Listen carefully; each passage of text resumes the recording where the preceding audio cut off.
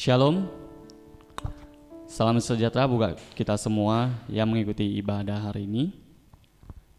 Minggu ini adalah minggu ketiga sesudah Pentakosta. Mari kita mempersiapkan hati kita untuk beribadah di hadapan Tuhan. Saat teduh dimulai. Bersyukurlah kepada Tuhan, sebab Ia baik, bahwasanya untuk selama-lamanya kasih setianya. Bersyukurlah kepada Allah, segala Allah, bahwasanya untuk selama-lamanya kasih setianya. Bersyukurlah kepada Tuhan, segala Tuhan, bahwasanya untuk selama-lamanya kasih setianya. Dapatkah kita merasakan saat ini bahwa Allah itu sangat setia mengasihi kita? Dia Allah yang mulia, tetapi sungguh berbelas kasih kepada kita. Dengan apakah kita akan membalas Dia? Sembahlah Dia, pujilah namanya dengan seluruh hidup kita.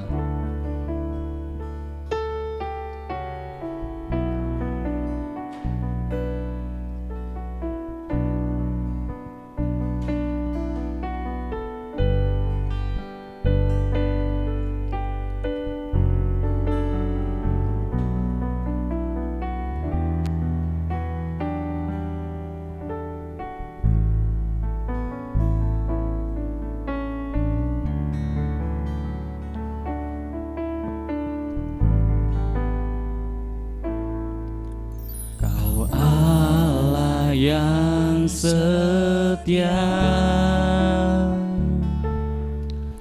Bapa yang mulia, kasih-Mu besar Tuhan, Kau pulihkan hidupku. Kaulah harapanku, hidupku dalam-Mu. Terima kasih Tuhan, Kau selamatkan hidupku. Dengan apa akan ku balas segala kebaikan-Mu? Segenap hatiku menyembah-Mu, Yesus. Ku bersyukur padamu selamanya. Kau Allah yang setia, Bapa yang mulia. Kau Allah yang setia, Bapa yang mulia, kasih-Mu besar Tuhan, Kau pulihkan hidupku. Kaulah harapanku, hidupku dalam-Mu. Terima kasih Tuhan, Kau selamatkan hidupku. Dengan apa akan ku balas segala kebaikan-Mu? Segenap hatiku menyembah-Mu, Yesus. Ku bersyukur padamu. Dengan apakah ku balas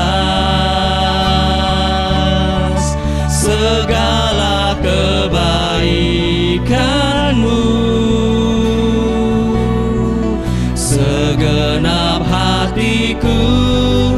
menyembah-Mu Yesus. Ku bersyukur padamu. Dengan apakah ku balas? Dengan apa kan ku balas segala kebaikan-Mu? Segenap hatiku menyembah-Mu Yesus. Ku bersyukur padamu selamanya.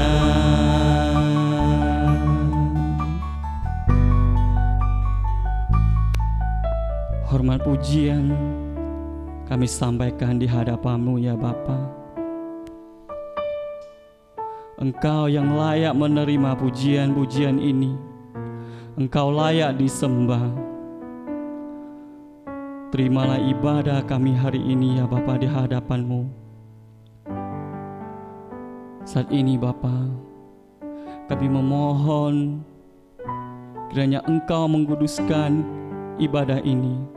Sekalipun ibadah ini kami laksanakan secara online, kami percaya Bapa, jiwa-jiwa yang ikut dalam ibadah ini akan dimenangkan, akan dibebaskan dari dosa, akan dipulihkan dan menerima keselamatan daripada Engkau ya Bapa. Ya Bapa, tumbuhkanlah iman kami Bapa. Dimanapun kami berada Bapa, kami yakin dan percaya Engkau hadir di segala tempat. Ya Bapa, saat ini kami juga merendahkan hati kami di hadapan-Mu ya Bapa. Kiranya Engkau sucikan dan kuduskanlah hati kami, sehingga kami layak menerima kuasa untuk melayani Engkau ya Bapa. Terima kasih Bapa. Dalam nama Yesus kami berdoa dan mengucap syukur. Haleluya. Amin. Terpujilah Tuhan Allah kita di dalam Yesus Kristus. Nama Yesus benar sudah memikat hati kita. Dan saat ini kita akan memuji dan membesarkan nama Yesus. Mari dengan semangat sekalipun di rumah, seluruh tubuh kita memuji namanya.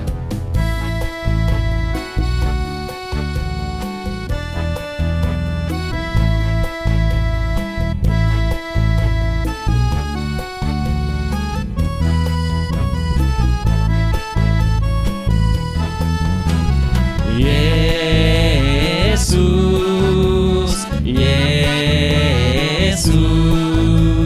Yesus, nama itu pikat hatiku. Yesus, Yesus, Yesus, Yesus, Yesus, Yesus, nama itu pikat hatiku. Dia hapus semua dosaku dan beri hati yang baru. Hati resah Dia lenyapkan, sejahtera Dia berikan. Hati bimbang tak menentu, hidup kekal Dia berikan padaku.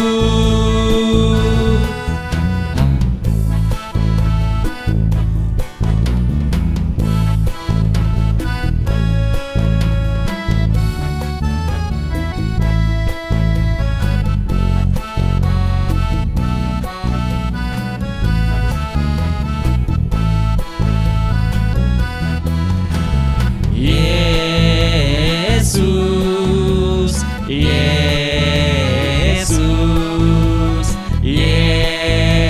Yesus, nama itu pikat hatiku. Yesus, Yesus, Yesus, Yesus, Yesus,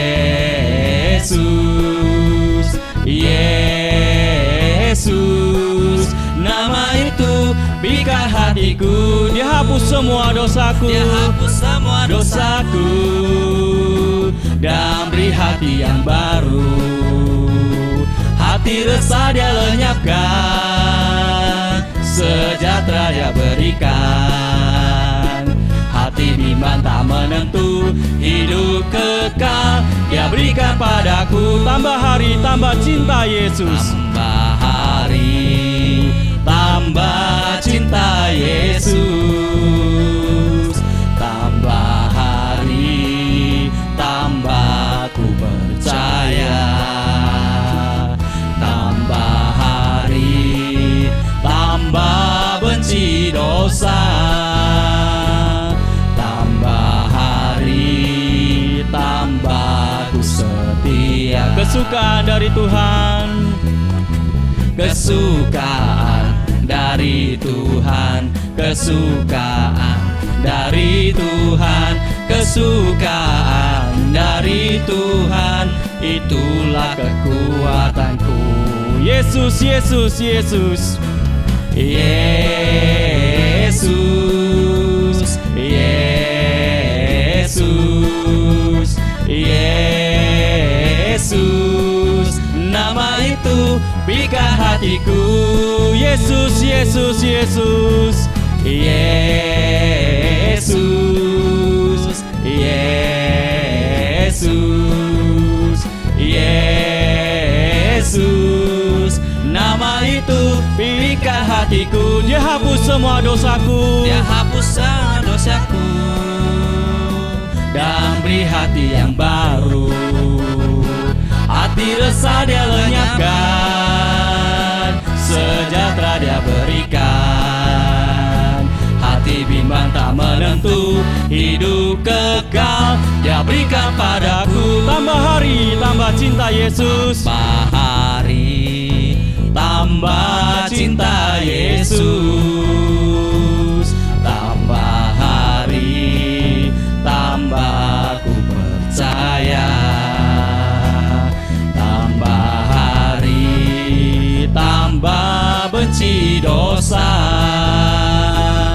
Tambah hari, tambah ku setia. Kesukaan dari Tuhan, kesukaan dari Tuhan, kesukaan dari Tuhan, kesukaan dari Tuhan, itulah kekuatan. Kesukaan dari Tuhan, dari Tuhan, kesukaan dari Tuhan, kesukaan dari Tuhan, itulah kekuatanku.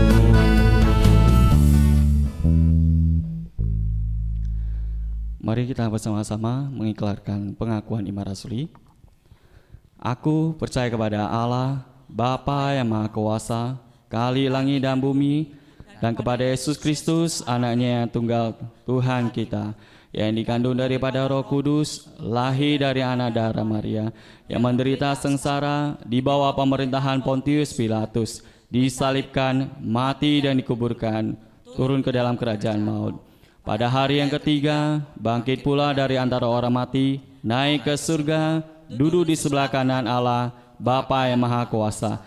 Dan dari sana Ia akan datang untuk menghakimi orang yang hidup dan yang mati. Aku percaya kepada Roh Kudus, gereja yang kudus dan am, persekutuan orang kudus, pengampunan dosa, kebangkitan orang mati, dan hidup yang kekal. Amin. Baik, saat ini kita akan bersama-sama membacakan firman Tuhan.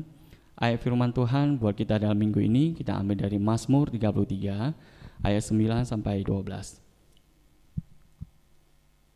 Sebab Dia berfirman, maka semuanya jadi. Dia memberi perintah, maka semuanya ada. Tuhan menggagalkan rencana bangsa-bangsa. Ia meniadakan rancangan suku-suku bangsa. Tetapi rencana Tuhan tetap selama-lamanya. Rancangan hatinya turun-temurun. Berbahagialah bangsa, ya Allahnya ialah Tuhan, suku bangsa yang dipilihnya menjadi miliknya sendiri. Saat ini kami mengundang Bapak Ibu untuk membaca bersama-sama dengan saya. Sebab Dia berfirman, maka semuanya jadi. Dia memberi perintah, maka semuanya ada. Tuhan menggagalkan rencana bangsa-bangsa, Ia meniadakan rancangan suku-suku bangsa, tetapi rencana Tuhan tetap selama-lamanya, rancangan hatinya turun-temurun.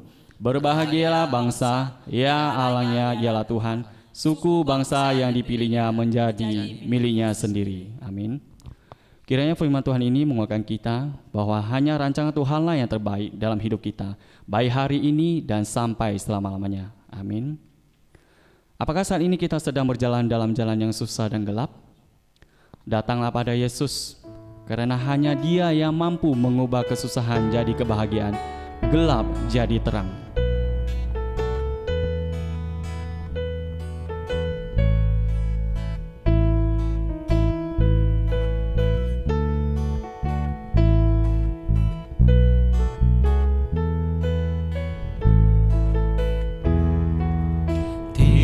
Tinggalkan jalan susah dan gelap, pada Yesus ku datanglah, masuk tempat yang senang dan terang. Yesus ku hampirlah,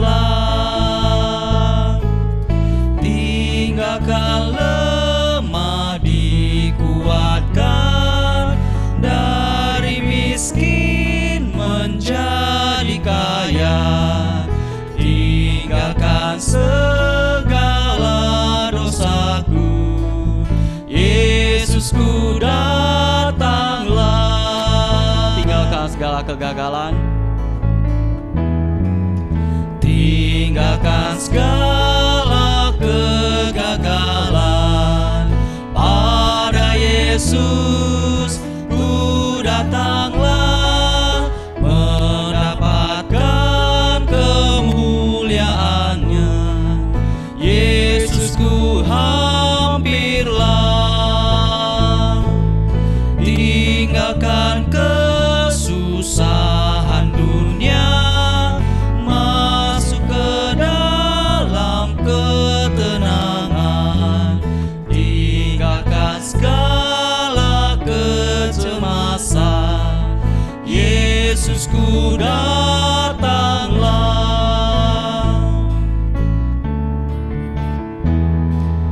Tinggalkan semua kesombongan, pada Yesus ku datanglah, memperoleh berkat yang besar, Yesus ku hampirlah, tinggalkan keputusasaan, menikmati kasih-Mu selalu, memandang kemuliaan-Mu, Yesus ku datanglah.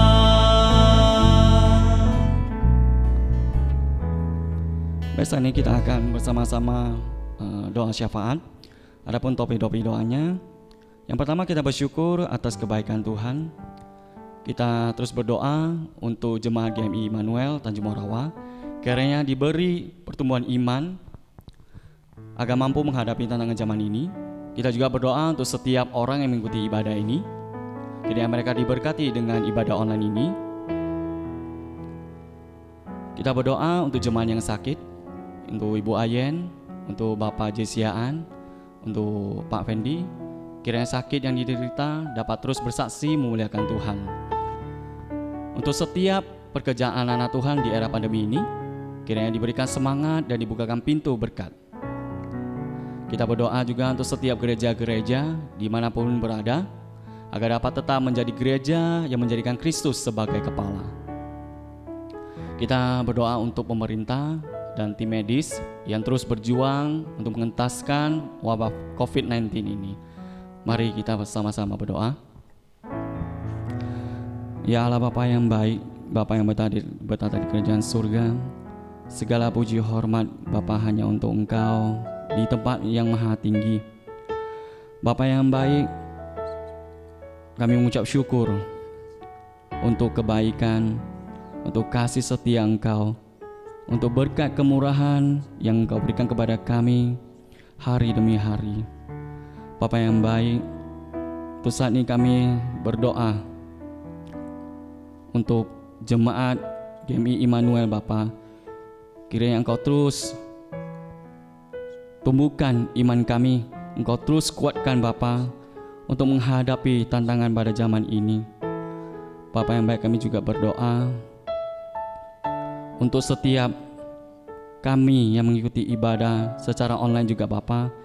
Kiranya Engkau terus kuatkan Bapa, sehingga kami tetap bersandar kepada kekuatan daripada Engkau Bapa. Bapa yang baik, saat ini kami juga berdoa untuk jemaat yang sedang sakit, yang dalam masa pemulihan. Untuk Ibu Ayen, Bapak Jesiaan, Pak Fendi, kiranya sakit yang mereka derita dapat tetap bersaksi untuk memuliakan nama Engkau, dan akan dilimpahkan segala pemulihan baik jasmani maupun rohani, dan mereka akan tetap menjalani hidup dengan semangat Bapa. Bapa yang baik, kami juga berdoa untuk gereja, dimanapun gereja berada Bapa. Engkau terus berkati, sehingga dapat dijadikan gereja sebagai Kristus. Bapa yang baik, dan untuk setiap keputusan-keputusan diambil dalam gereja Bapa, dapat dia menjadikan keputusan yang terbaik, dan untuk memuliakan dan mengutamakan kasih daripada Engkau pastinya Bapa. Bapa yang baik, saat ini kami juga berdoa untuk pemerintahan kami Bapa, untuk para tim medis yang sedang berjuang di garda garis terdepan untuk mengentaskan COVID-19 ini ya Bapa. Kiranya Engkau terus berkati Bapa, dan untuk masyarakatnya juga Bapa dapat bekerja sama, sehingga untuk penularan COVID ini Bapa dapat segera menurun. Kau juga berkati Bapa, dan Kau lindungi, Kau berikan kesehatan untuk Bapak Presiden kami, untuk setiap jajaran menterinya juga Bapa. Kau terus berikan kesehatan. Kami yakin dan percaya Bapa, untuk setiap kebijaksanaan yang diambil adalah kebijaksanaan yang terbaik untuk masyarakatnya Bapa. Terima kasih Bapa. Terima kasih Roh Kudus. Terima kasih Yesus. Inilah doa permohonan kami yang kami sampaikan hanya melalui satu nama, Tuhan Yesus Kristus Juru Selamat kami yang hidup. Haleluya. Amin. Karya terbesar sepanjang hidup kita adalah pengorbanan Yesus yang menyelamatkan hidup kita dari dosa. Kiranya pujian ini meneduhkan hati kita dalam mempersiapkan hati mendengar sabda Tuhan.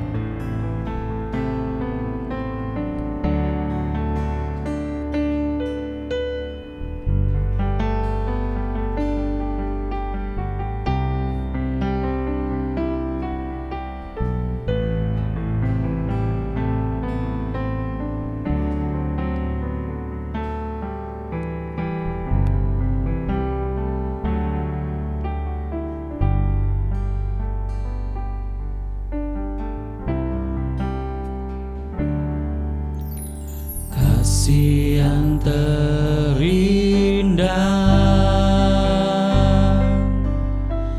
hati yang mulia,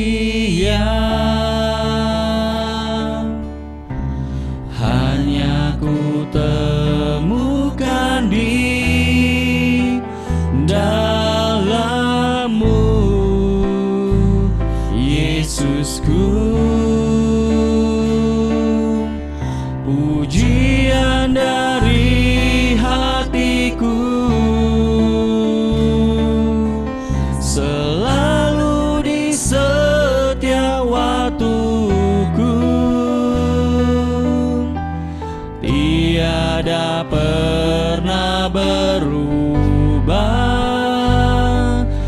kasih-Ku,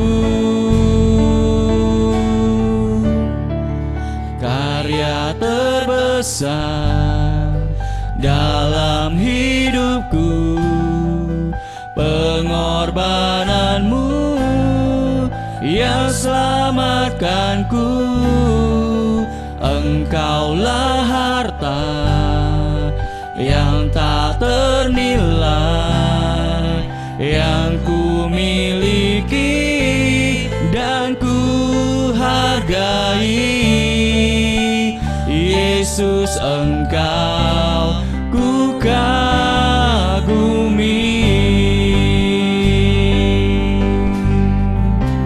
Kasih yang terindah, hati yang mulia. Kasih yang terindah,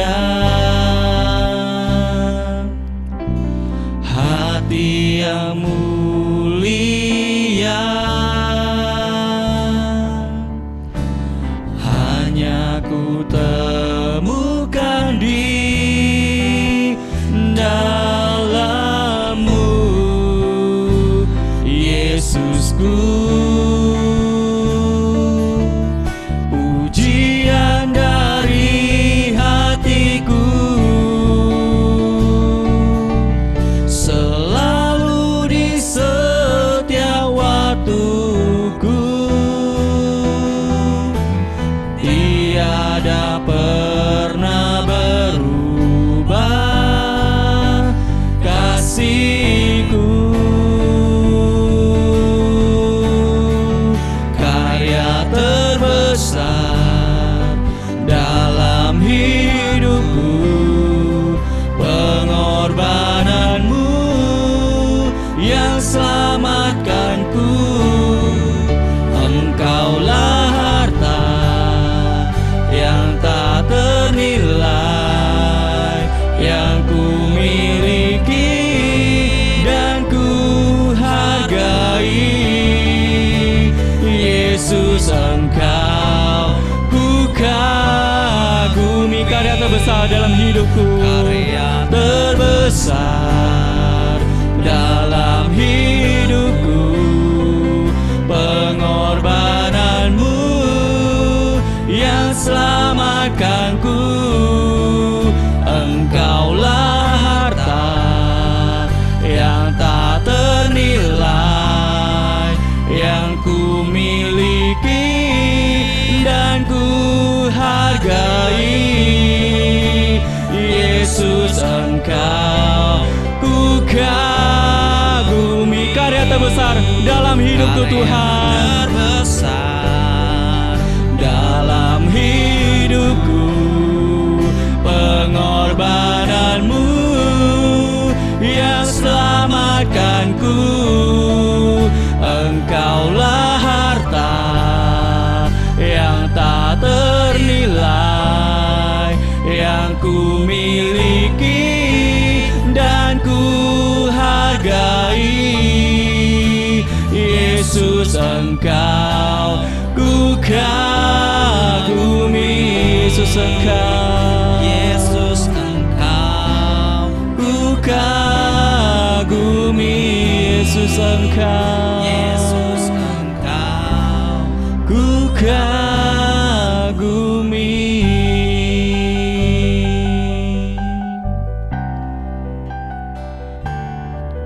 Firman Tuhan akan disampaikan oleh Ibu Evangelis Yeti Mili dari kitab Matius 9 ayat 9 sampai 13, dilanjutkan ayat 18 sampai 26 dengan tema Belas kasih Yesus, bukalah hati untuk mendengar suara Tuhan.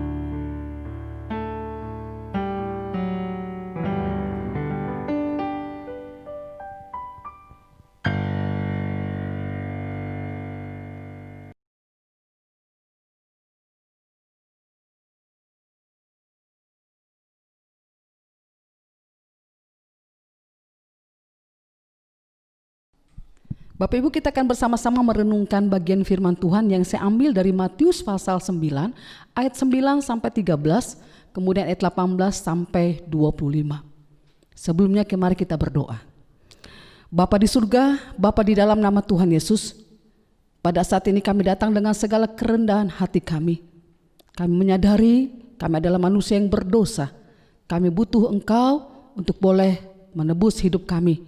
Dan kami percaya Tuhan, ketika kami datang kepadamu dengan sekerendahan hati, maka Tuhan sudah menebus hidup kami. Kami bersyukur memiliki Allah yang mengasihi kami. Dan hari ini Tuhan, kami akan kembali mendengarkan firman Tuhan, dan biarlah firman Tuhan pada kali ini memberikan kekuatan kepada kami, menyadarkan kepada kami bahwa Allah yang kami sembah adalah Allah yang penuh dengan kasih, Allah yang berbelas kasihan. Biarlah kami boleh mempersiapkan hati kami untuk diisi dengan kebenaran firman-Mu. Roh Kudus-Mu bekerja dan berkarya, baik kami yang ada di tempat ini maupun kami yang berada di rumah. Terima kasih Bapa. Di dalam nama-Mu Tuhan Yesus kami berdoa dan bersyukur. Amin. Kita akan bersama-sama membaca bagian firman Tuhan yang sudah saya sebutkan tadi dari Matius pasal 9 ayat 9 sampai ke 13, dan juga saya akan baca ayat yang ke-20 dan 22.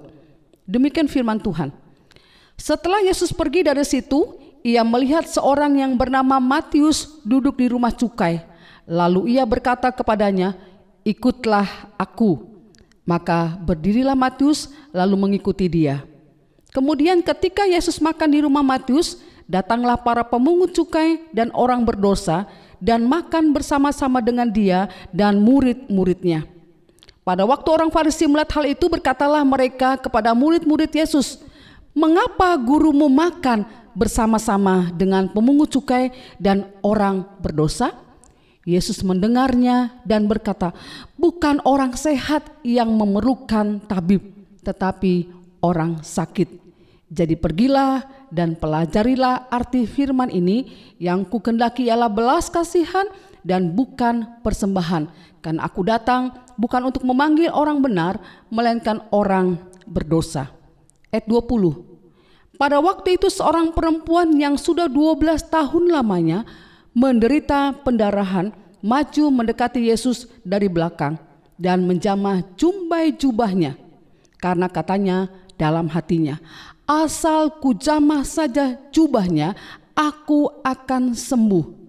Tetapi Yesus berpaling dan memandang dia serta berkata, "Teguhkanlah hatimu, hai anakku, imanmu telah menyelamatkan engkau." Maka sejak saat itu sembuhlah perempuan itu. Bapak Ibu yang kekasih, firman Tuhan pada hari ini saya akan memberikan tema, yaitu belas kasihan Tuhan. Bapak Ibu, kita seringkali mendengar dan mungkin juga berpikir bahwa Allah dalam perjanjian lama adalah Allah yang suka memberikan hukuman, Allah yang tidak berbelas kasihan. Kalau kita membaca dalam PL, maka Allah seringkali memberikan hukuman kepada bangsa Israel ketika mereka berdosa, ketika mereka berbuat dosa, berbuat salah. Seakan-akan tidak ada pengampunan bagi bangsa itu. Berbeda dengan Allah di dalam perjanjian baru yang dikenal sebagai Allah yang Maha Kasih, Allah yang berbelas kasih, Allah yang seringkali memberikan pengampunan dan menyembuhkan berbagai macam penyakit serta menerima orang berdosa. Tetapi sebenarnya Bapak Ibu, bahwa Allah yang kita sembah adalah Allah yang Maha Kasih, Allah yang memiliki belas kasihan kepada manusia berdosa. Ketika bangsa Israel bertobat dan berbalik kepada Allah, maka Allah menyesal merancangkan hukuman kepada bangsa Israel. Ketika mereka berbalik kepada Allah, berbalik dari kejahatannya, dan juga mereka memuliakan Allah, maka Allah menyesal karena telah merancangkan hukuman kepada bangsa Israel. Ketika Yunus diutus Tuhan ke kota Niniwe untuk menyerukan pertobatan, karena Niniwe atau orang-orang Niniwe telah berbuat jahat, maka Allah merancangkan untuk memusnahkan kota Niniwe. Dan diutusnyalah, sebelum dia memusnahkan kota Niniwe, maka diutusnyalah Nabi Yunus untuk memberitahukan bahwa Allah akan menghukum, bahwa Allah akan memusnahkan kota Niniwe. Dan ketika Nabi Yunus menyerukan supaya mereka bertobat, maka raja dan juga seluruh rakyat datang dan merendahkan diri ke hadapan Tuhan, menyesali apa yang telah mereka lakukan. Dan pada akhirnya Allah menyesal dan Allah tidak jadi menghukum kota Niniwe. Ini adalah salah satu contoh Ada banyak cerita lagi dalam perjanjian lama yang menyatakan bahwa Allah berbelas kasih kepada bangsa Israel, kepada orang-orang yang bertobat dan berbalik kepada Tuhan. Bapak Ibu kekasih, belas kasihan Tuhan itu ada dalam kehidupan kita sampai hari ini. Kita akan bersama-sama renungkan bagian firman Tuhan yang sudah kita baca pada hari ini. Belas kasihan dalam KBBI terdiri dua kata, yaitu belas dan juga kasih. Belas artinya perasaan iba atau sedih melihat orang lain dalam penderitaan. Dan yang kedua, kasihan, rasa kasih. Jadi belas kasih, welas asih atau kepedulian adalah emosi yang muncul akibat penderitaan orang lain. Lebih kuat dari rasa empati. Dan perasaan ini biasanya memunculkan satu usaha untuk mengurangi penderitaan orang lain. Masih ingat ketika akhir Maret yang lalu, ketika Presiden Joko Widodo mengumumkan, ya pada akhir Maret mengumumkan bahwa sudah mulai ada banyak korban yang mulai berjatuhan akibat virus corona. Mulai dari kaum atau masyarakat awam, kemudian lagi para medis, perawat, dokter, dan juga para pejabat, menteri. Korban yang terpapar virus corona semakin hari semakin bertambah. Banyak perusahaan-perusahaan yang tutup. Kemudian mal-mal serta berbagai macam restoran pun tutup. Orang mulai bekerja dan belajar dari rumah. Dan bagi orang-orang, ya, terjadinya PHK besar-besaran terjadi. Nah, bagi orang-orang yang memiliki perekonomian yang cukup, mungkin ini tidak terlalu menjadi satu masalah. Tetapi bagi buruh harian atau pekerja harian yang memiliki penghasilan pas-pasan, tentunya ini mengganggu atau sangat mengganggu. Muncullah belas kasihan dari berbagai macam tingkatan masyarakat. Dari pemerintah, di media-media online diusulkan untuk diadakan bantuan sosial. Pemerintah, kemudian swasta, gereja-gereja dan orang-orang yang punya uang berusaha untuk mengumpulkan dan juga mengumpulkan dana untuk memberikan bantuan kepada orang-orang yang membutuhkan. Muncul belas kasihan. Bapak Ibu kekasih, firman Tuhan pada hari ini kita renungkan, belas kasihan Tuhan ditujukan kepada siapa? Dari firman Tuhan yang sudah kita baca, yang pertama ada dua bagian. Yang pertama, belas kasihan Tuhan ditujukan kepada orang berdosa, yaitu pemungut cukai. Kalau kita baca dari ayat 9 sampai ayat 13, belas kasihan Tuhan yang pertama ditujukan kepada pemungut cukai. Pemungut cukai pada saat itu adalah orang-orang yang sangat dibenci oleh orang-orang Yahudi, secara khusus orang-orang Farisi dan ahli-ahli Taurat. Dan mereka mengidentikan pemungut cukai adalah orang-orang berdosa. Belas kasihan ditujukan kepada orang berdosa yang sudah dianggap sampah masyarakat, yang sudah tidak dipedulikan oleh ahli-ahli agama pada saat itu. Dan orang-orang Yahudi pun sudah tidak mau lagi bergaul karena mereka dianggap sebagai orang yang cemar, sebagai orang yang najis. Berbeda dengan Yesus, belas kasihan Yesus ditujukan kepada pemungut cukai, orang-orang berdosa. Dan apa yang dilakukan oleh Tuhan Yesus? Kita bisa lihat pada ayat yang ke-9 dikatakan, setelah Yesus pergi dari situ, ia melihat seorang yang bernama Matius duduk di rumah cukai. Lalu ia berkata kepadanya, ikutlah aku. Ia memanggil orang berdosa.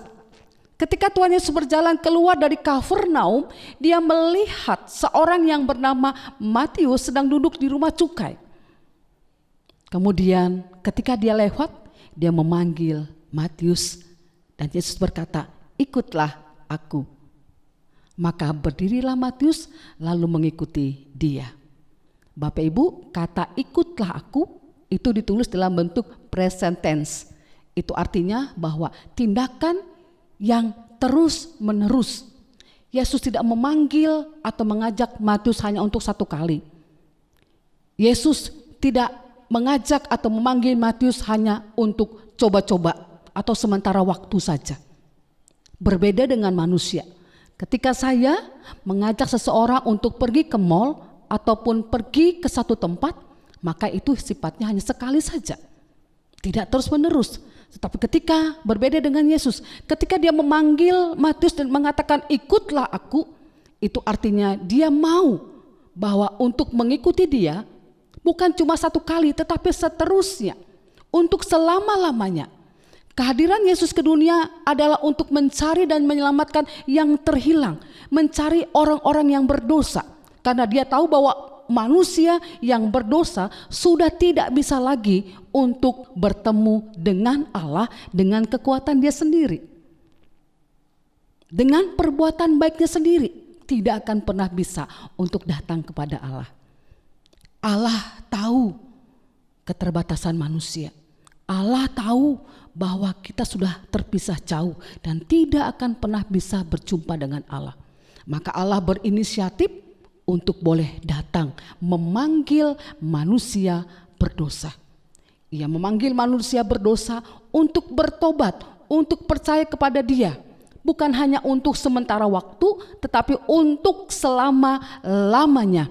Dia ingin dan rindu kita mengikuti Dia, meresponi panggilannya, bukan hanya untuk sekali saja, tapi untuk selama-lamanya, sampai Tuhan memanggil kita. Ketika Adam jatuh ke dalam dosa, ingat Bapak Ibu peristiwa di mana manusia pertama jatuh ke dalam dosa? Ketika Adam jatuh ke dalam dosa, melanggar perintah Allah, dia memberontak, mengambil buah yang dilarang oleh Tuhan. Ketika dia sudah berdosa, apakah Allah membiarkan Adam untuk menyelesaikan dosanya sendiri? Tidak. Tetapi Allah berinisiatif. Dalam Kejadian pasal 3 ayat 9 dikatakan bahwa Allah memanggil Adam. Adam, di manakah engkau? Allah yang berinisiatif pertama kali memanggil Adam. Karena Allah tahu bahwa Adam sudah jatuh ke dalam dosa. Adam tidak bisa lagi bertemu dengan Allah dengan kekuatannya sendiri. Yesus Kristus datang ke dunia untuk mencari, untuk memanggil manusia yang berdosa. Karena manusia berdosa membutuhkan juru selamat, memerlukan seorang penyelamat untuk menghapus dosa. Kita butuh belas kasihan dari Bapa. Kita butuh belas kasihan daripada Tuhan Yesus untuk menghapus dosa-dosa kita. Hanya Yesuslah satu-satunya jalan. Hanya Yesuslah yang sanggup untuk menyelesaikan atau menyelamatkan kita dari dosa. Yang kedua, Dia makan bersama-sama dengan para pemungut cukai dan orang berdosa. Yesus bukan hanya memanggil, tetapi Dia duduk makan bersama-sama dengan pemungut cukai dan orang berdosa. Ayat 10, kemudian ketika Yesus makan di rumah Matius, datanglah banyak pemungut cukai. Bapak Ibu, tindakan Yesus makan bersama-sama dengan pemungut cukai dan orang-orang berdosa merupakan hal yang sangat menarik. Tindakan Yesus mengundang reaksi yang cukup keras dari orang-orang Farisi yang melihat mereka duduk makan bersama di rumah pemungut cukai. Jikalau Yesus sekedar memberitakan firman Tuhan kepada orang-orang berdosa, kepada pemungut cukai, itu hal yang biasa, tidak dipermasalahkan orang-orang Farisi. Jika Yesus masuk ke rumah pemungut cukai, maka hal itu juga hanya dipandang sebagai satu kenajisan saja. Tetapi ternyata Yesus bukan cuma sekedar datang bertandang atau bertamu di rumah pemungut cukai. Tidak, tetapi Dia duduk makan bersama dengan pemungut cukai, bersama dengan orang-orang berdosa pada saat itu. Nah, bagi masyarakat pada masa itu makan bersama lebih dari sekedar urusan perut. Makan bersama berarti merayakan sesuatu bersama-sama. Jadi ketika Yesus duduk makan bersama-sama ya, dengan orang-orang pemungut cukai dan orang berdosa, itu artinya Yesus menganggap mereka sebagai sahabat, satu kolega, dan mereka bersama-sama merayakan sukacita karena keselamatan telah diberikan kepada Matius si pemungut cukai yang mau mengikuti Yesus. Dalam pandangan orang Farisi, itu sudah melanggar aturan mereka, seorang pemimpin tokoh agama, dan rasanya ya tidak diperkenankan untuk makan bersama-sama dengan pemungut cukai dan orang berdosa. Tetapi kehadiran Yesus makan bersama dengan orang berdosa artinya kehadirannya tanpa memandang muka. Kehadirannya tanpa pilih-pilih. Ya. Dia hadir untuk semua orang, dan setiap orang yang sudah meresponi panggilannya, maka kita dikatakan sebagai sahabat Allah, sebagai anak-anak Allah. Jadi tidak ada lagi satu perbedaan. Sehingga benarlah apa yang dikatakan bahwa dia datang bukan untuk orang sehat, tetapi untuk orang sakit. Dan dia juga datang bukan untuk orang benar, tetapi dia datang untuk orang berdosa yang membutuhkan keselamatan, yang membutuhkan kebenaran.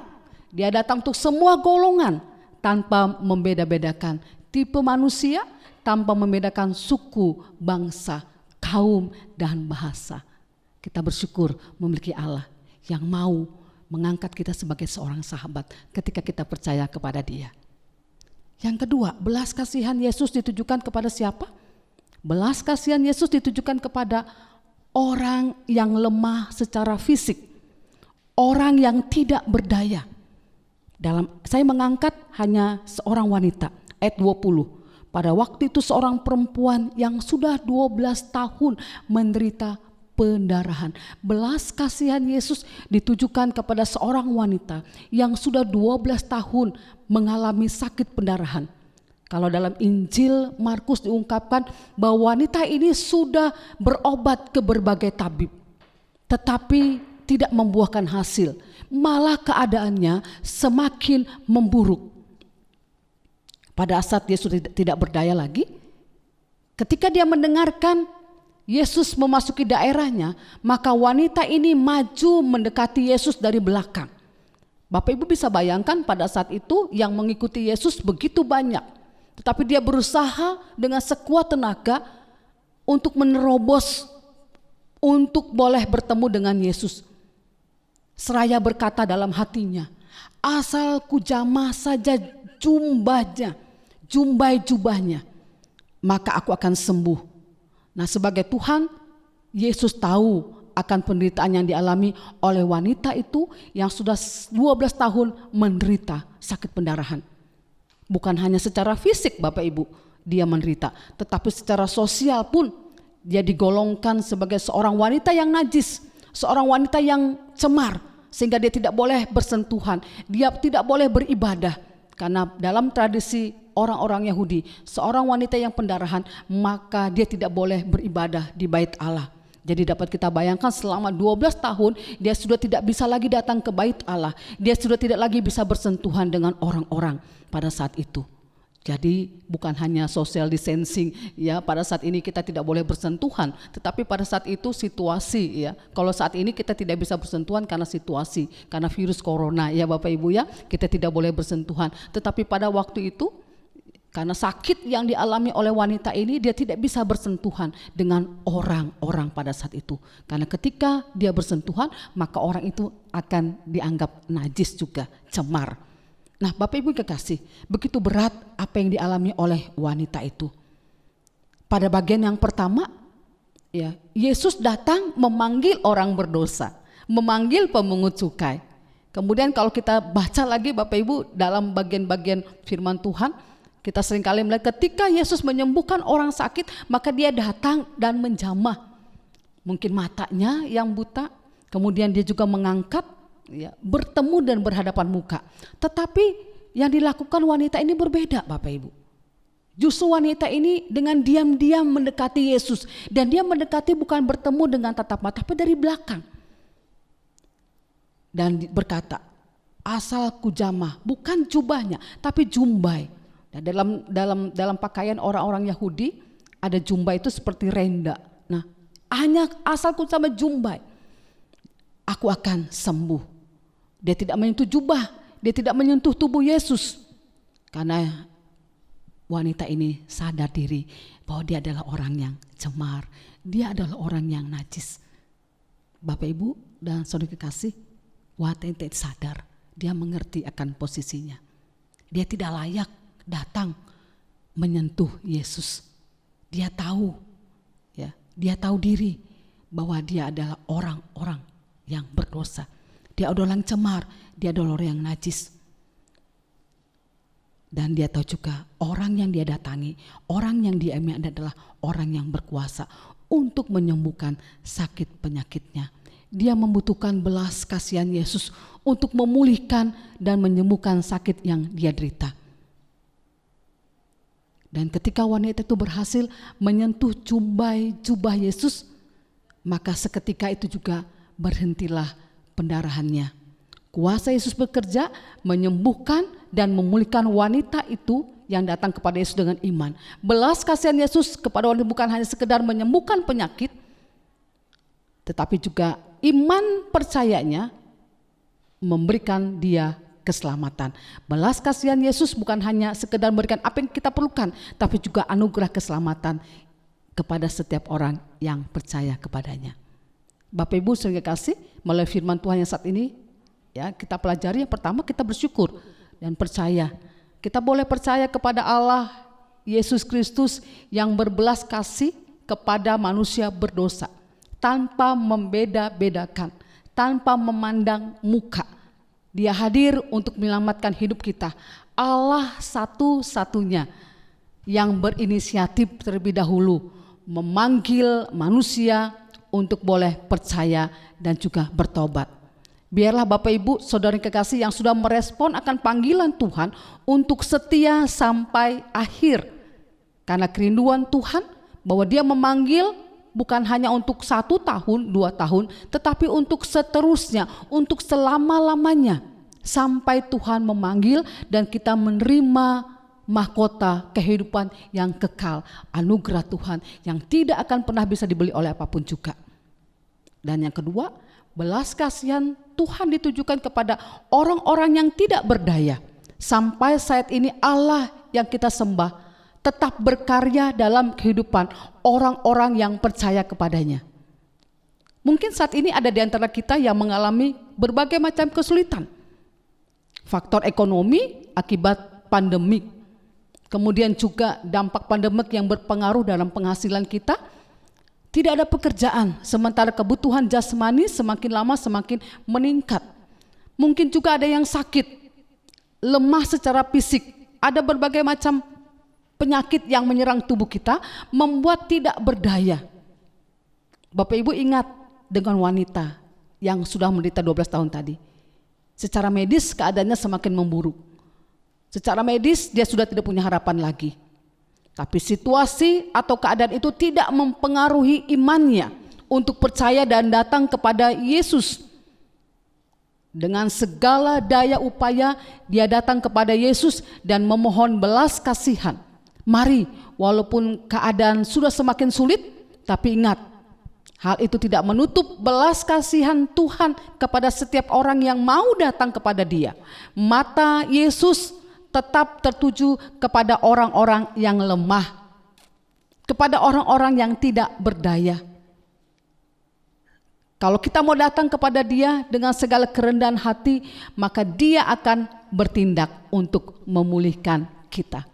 Biarlah kita mau datang dengan segala kerendahan hati kita, menyadari bahwa diri kita adalah orang yang cemar, dan kita percaya bahwa Allah akan berkuasa untuk berbelas kasih.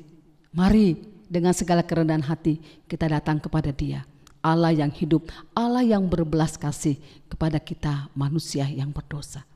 Biarlah firman Tuhan pada hari ini boleh menjadi berkat bagi kita semua. Mari kita berdoa. Tuhan Yesus Allah kami yang baik, Allah yang sampai saat ini berbelas kasih kepada kami manusia berdosa. Kami mengucap syukur Tuhan, kami boleh dipanggil dan kami boleh meresponi akan panggilan Tuhan. Dan biarlah setiap kami boleh senantiasa tetap memegang teguh akan panggilan Tuhan untuk seterusnya bahkan selama-lamanya. Bapa di surga, pada saat itu juga mungkin kondisi kami, situasi yang kami alami Tuhan, akibat dari pandemi ini, kami mengalami berbagai macam kesulitan. Tuhan, kami tahu Engkau adalah Allah yang berbelas kasih. Hari ini biarlah mata Tuhan tertuju kepada setiap orang yang berseru kepadamu, orang yang memohon belas kasih kepadamu Tuhan, dan biarlah kuasa Tuhan bekerja untuk boleh menolong mereka. Walaupun mungkin keadaan semakin sulit, mungkin secara manusia kami tidak berdaya mengatasi ini, tapi kami tahu Allah yang kami sembah adalah Allah yang berdaulat atas hidup manusia, Allah yang berbelas kasih kepada setiap orang yang mau berseru datang kepada Tuhan. Dan biarlah dalam kondisi tidak berdaya, Tuhan, kami mau datang kepadamu. Kami mau memuliakan Engkau. Kami mau berharap sepenuhnya kepada Tuhan. Seperti wanita yang sudah 12 tahun mengalami pendarahan, tidak ada harapan, malah keadaannya semakin memburuk ketika dia berobat, ketika dia mengandalkan dan mencari pertolongan ke sana kemari. Tetapi kami boleh melihat bahwa tangan Tuhan senantiasa boleh menolong, menguatkan dan berbelas kasih kepada setiap orang yang berseru kepada Tuhan. Berbelas kasihlah Tuhan kepada setiap orang yang datang kepadamu, dan berbelas kasihlah Tuhan kepada bangsa kami.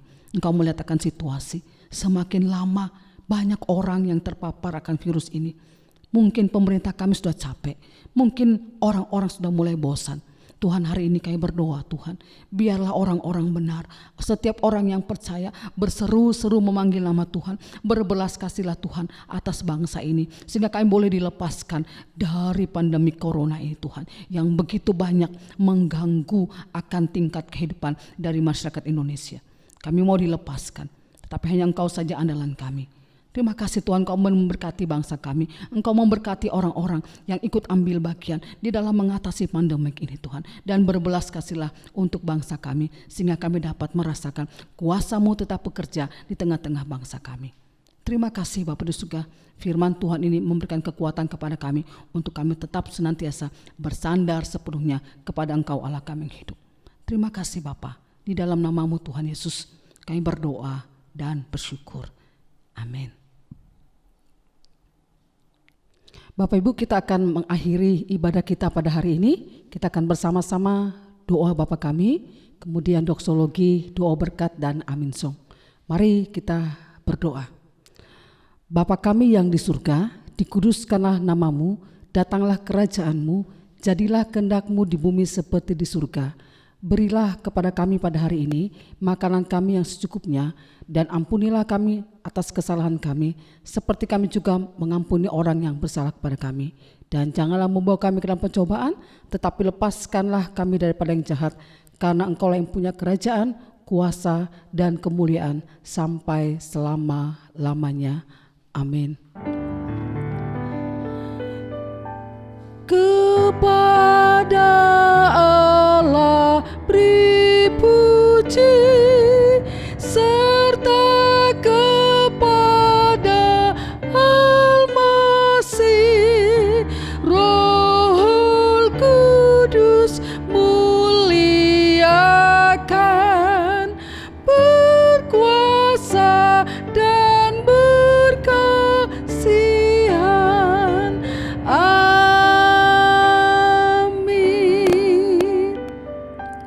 Jemaat yang dikasihi Tuhan, arahkanlah hatimu dan terimalah berkat Tuhan.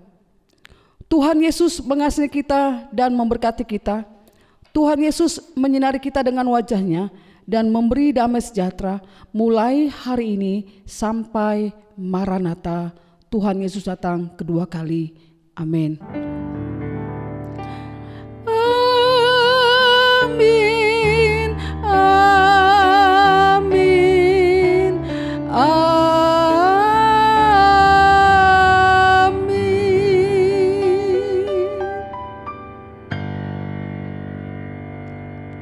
Saat teduh. Selamat hari Minggu. Tuhan Yesus memberkati.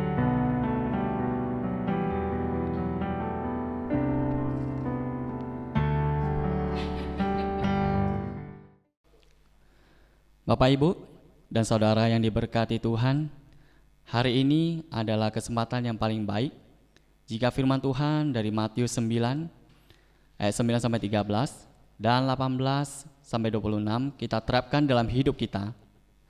Saat mengalami kesusahan hidup, ingatlah bahwa belas kasih Yesus masih ada. Mintalah, pasti akan diberikan. Selamat hari Minggu buat kita semua. Tuhan Yesus memberkati.